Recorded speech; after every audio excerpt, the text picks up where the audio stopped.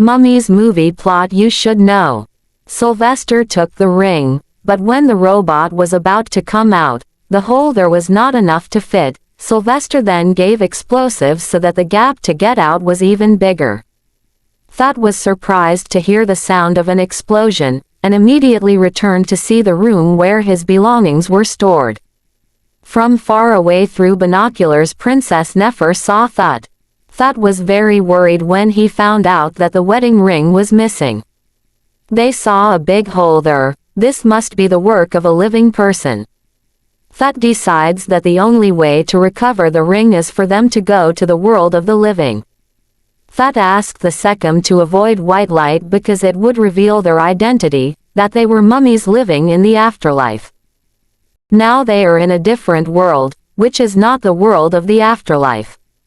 This is an exciting adventure that is also dangerous. Suddenly a car passed quickly and almost hit them.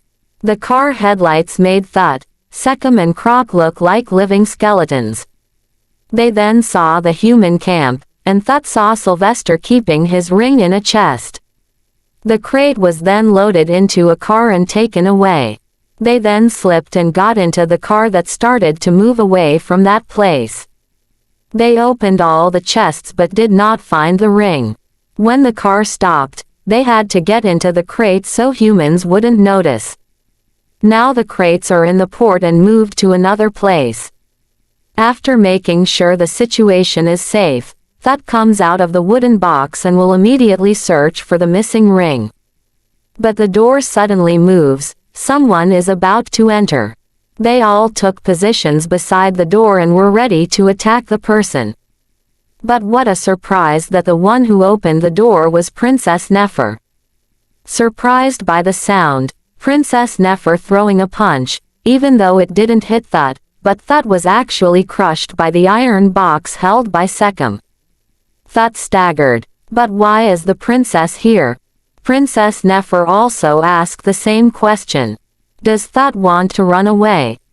Second objected. His brother was a brave man. They are there to find the missing ring. Immediately Thought covered Second's mouth so as not to say many things. But the princess was actually happy when she found out that the wedding ring was missing.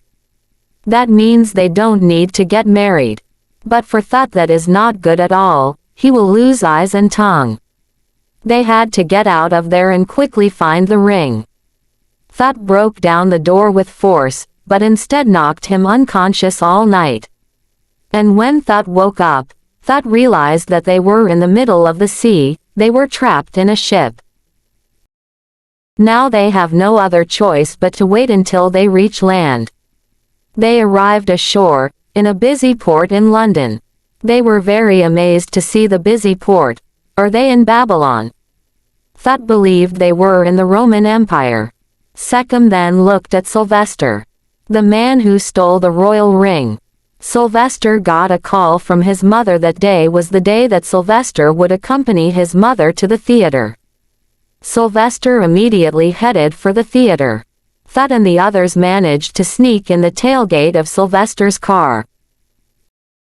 As Sylvester enters to watch the show with his mother, Thought chases after Sylvester but is confronted by a stage manager who thinks that Thought and Princess Nefer are part of the show and immediately forces them towards the door to the stage and are joined by male and female dancers in visible Egyptian colonial costumes, exactly the same as Thought and Nefer.